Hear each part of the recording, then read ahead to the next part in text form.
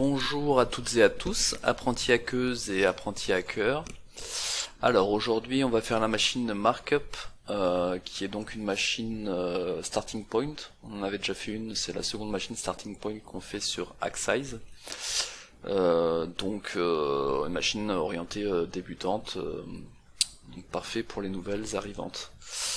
Donc petit rappel aussi, donc du coup sur Starting Point, le VPN qui est à monter c'est le VPN Starting Point. Et c'est des machines qu'on est censé faire dans l'ordre. Donc en théorie, quand on fait markup, on est censé avoir fait toute celle-là en amont. Sinon, si vous souhaitez pas faire celle en amont, mais uniquement celle-là, vous pouvez directement utiliser le write-up. C'est la particularité des machines Starting Point. Le write-up est disponible directement. Et comme ça, vous pourrez voir le mot de passe qu'on est censé compromettre sur la machine en amont. Du coup, donc comme à chaque fois, j'ai fait le scan and map pour gagner du temps. On voit qu'il y a 3 ports ouverts, SSH et HTTP, HTTPS. On voit qu'il y a un serveur Apache sur HTTP, HTTPS. Donc pour rappel, historiquement, moi j'avais souvent des serveurs Apache en cible.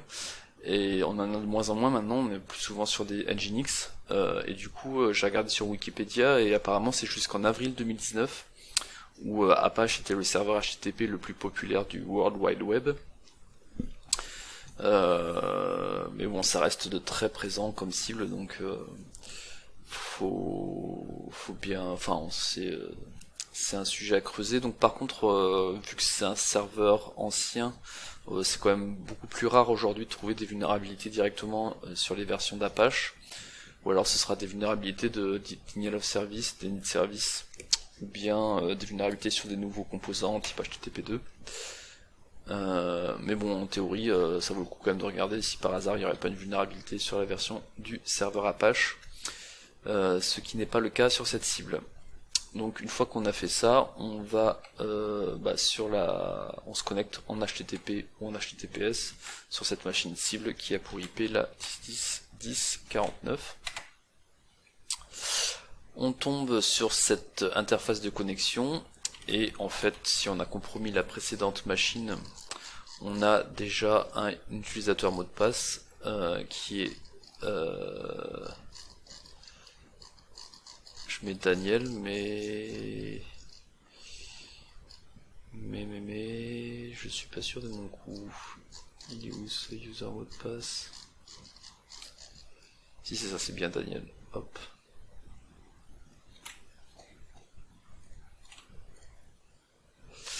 Voilà, donc on tombe sur cette interface pour commander apparemment des choses et se faire livrer. Et si on va sur Order, est-ce que j'ai bien configuré? Oui, c'est bon, mon burp. Si on va sur Order, donc déjà on peut voir une chose, c'est que dans le code source de cette page Order, on voit modifié par Daniel.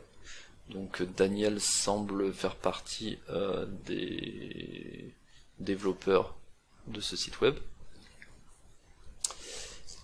Et seconde chose, c'est que si je fais une commande, donc on va dire 1 à livrer 23 rue de Lisbeth Salander,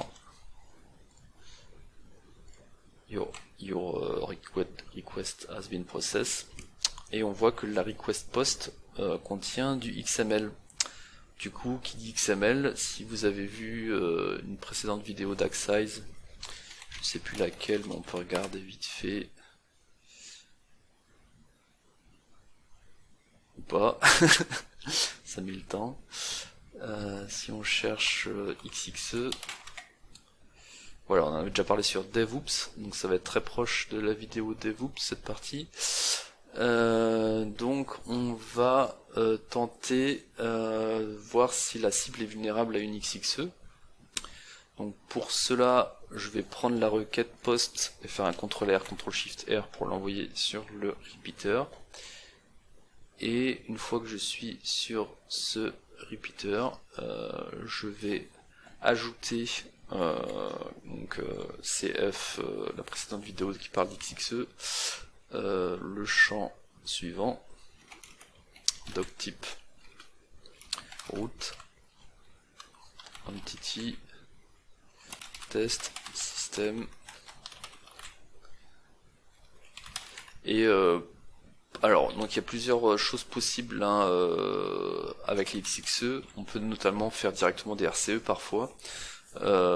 Et on peut aussi afficher, faire comme une LFI, Local File Inclusion, donc afficher des fichiers sur le serveur cible. Et donc là c'est ce qu'on va tenter. Donc sur Linux, les LFI on les tente sur etc password, etc passwd. Et sur Windows, le fichier qui est tout le temps au même endroit et qui est en général accessible par tout le monde, c'est le fichier Windows. C'est .windows win.ini. Donc c'est pour cela qu'on va tenter de faire une LFI sur ce fichier pour voir si la cible est vulnérable. Et donc je remplace l'item Home Appliance par l'entité que j'ai définie, qui est test. Et je shoot. Et on voit que ça marche. Au lieu de me répondre ce qui m'a répondu tout à l'heure, c'est-à-dire Your order for home appliance has been processed, il m'a bien répondu le contenu du fichier win.ini. Donc la cible est bien vulnérable à UnixXE qui permet de faire du LFI, d'afficher les fichiers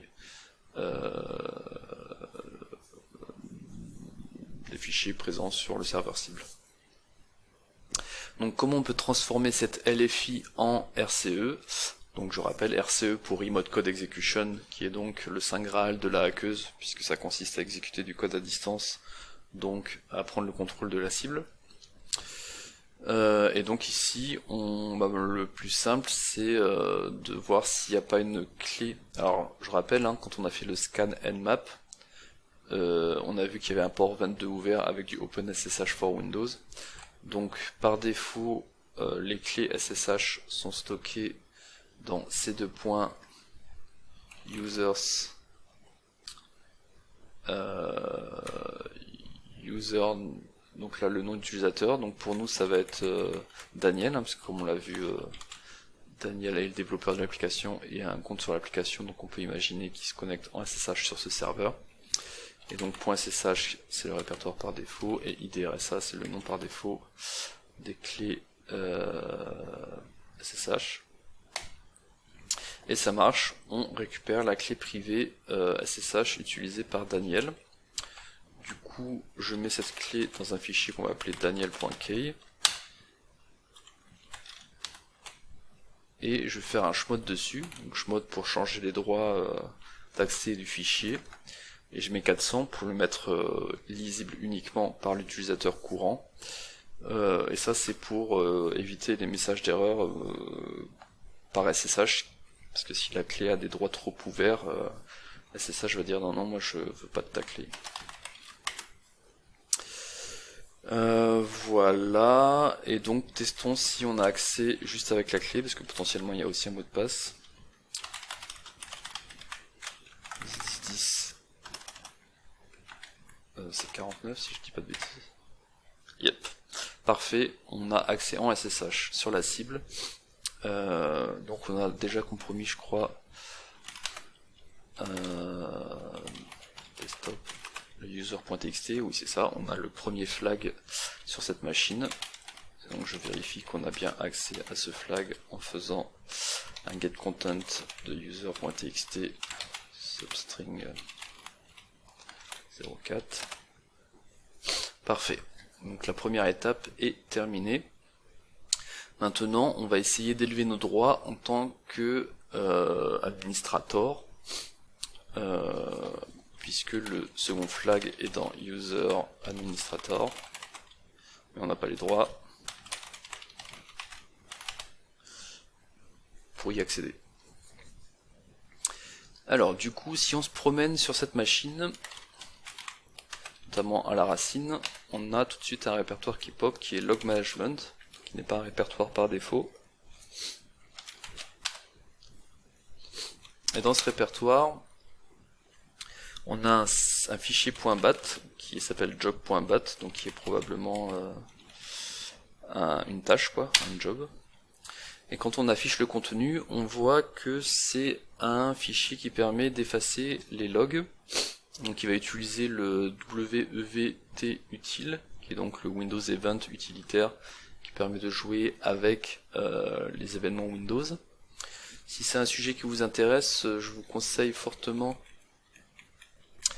le blog de la hackeuse de la semaine qui illustre cette vidéo et qui s'appelle Jess Dodson, et elle a fait notamment un article sur la configuration pour récupérer les logs sans être domaine admin, puisque être domaine admin, faut essayer de donner le moins de droits possible pour faire ce genre de tâches et éviter les compromissions. Donc voilà, de toute façon après c'est un sujet à creuser, hein, le WinEvent utile, puisque vous allez l'avoir dans de nombreux contextes sur Windows. Donc n'hésitez pas à creuser ça. Et du coup, dans notre cas, ça va pas trop être utile, puisqu'en fait, ce qui nous intéresse, c'est que c'est a priori, c'est probable que c'est une tâche planifiée, que ça s'appelle job. Et du coup, si c'est une tâche planifiée, comme on le voit ici, c'est un script qui doit être exécuté en tant qu'administrateur. Donc potentiellement, ce script est exécuté en tâche planifiée en tant qu'administrateur. Donc ce qui serait intéressant, c'est si c'est le cas, si on peut écrire dedans, ça serait parfait, on pourrait mettre le code qu'on veut qui serait exécuté ainsi en tant qu'administrateur. Donc pour vérifier nos droits sur ce fichier, je vais utiliser la commande icacls job.bat, qui est donc l'équivalent d'un ls-l sur Linux pour afficher les droits d'accès à un fichier. Et on voit ici que tous les utilisateurs de la machine ont un full access à ce fichier, donc ont les droits d'écriture sur ce fichier. Donc c'est parfait, on va pouvoir mettre notre propre code et ainsi avoir une RCE en tant qu'administrateur. Alors du coup, la manière qu'on peut faire, c'est tout simplement faire un netcat pour avoir un reverse shell en tant qu'administrateur. Donc je me positionne dans le répertoire www de ma machine attaquante. Ici je lance un serveur HTTP sur le port 8000. Sur la machine attaquée, je vais aller dans un répertoire où j'ai le droit d'écrire, à savoir user Daniel. Et ici je vais faire un curl HTTP, l'adresse IP de ma machine attaquante dans le VPN, à savoir .29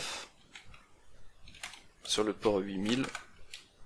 Et donc je récupère le nc.exe que je vais écrire sur ma cible en tant que lisbeth.text.exe. Parce que .text, je ne peux pas le faire. Voilà. Et maintenant que j'ai récupéré sur la machine attaquée le nc.exe, eh bien je vais écrire dans la tâche planifiée. Alors avant de le faire, parce que potentiellement comme on ne sait pas quand la tâche planifiée va être exécutée, j'ai tout intérêt à avoir un listener sur ma machine attaquante. Donc je vais le mettre en bas à gauche, un nc mlvp sur le port 134. Et donc je fais un echo pour écrire. J'écris quoi? J'écris c2.user Daniel lisbeth.exe -e pour dire que je vais binder le cmd.exe à mon nc. Mon IP c'est celle-ci, sur le port 1234, puisque j'écoute sur le port 1234. Et donc tout ça je l'écris dans le fichier qui est présent dans le répertoire log management, qui s'appelle job.bat. Et donc je peux faire un type pour vérifier que j'ai bien modifié le fichier. et on voit que c'est pas le cas. Donc potentiellement je vais faire un deuxième essai parce qu'il doit y avoir une tâche planifiée qui ira ce fichier pour les besoins du challenge. Donc on fait un deuxième essai. Ah, décidément. Ok, alors on va le faire tout ça d'un coup. Toujours pas. Toujours pas.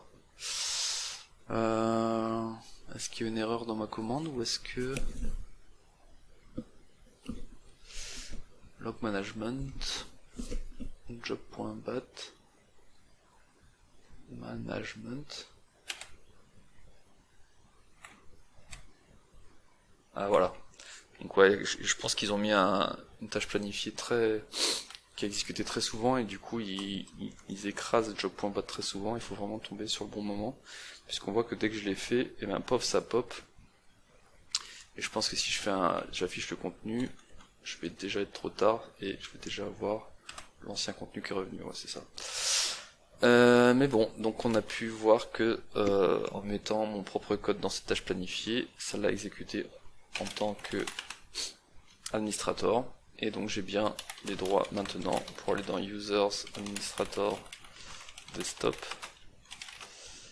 Et je peux probablement afficher le flag route.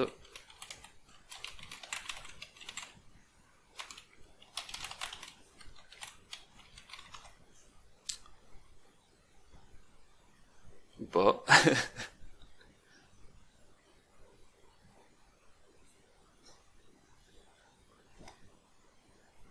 J'ai pas les droits. Je me suis tué mon shell. Si c'est bon. Parfait. Donc la machine est compromise, on a pu élever nos droits.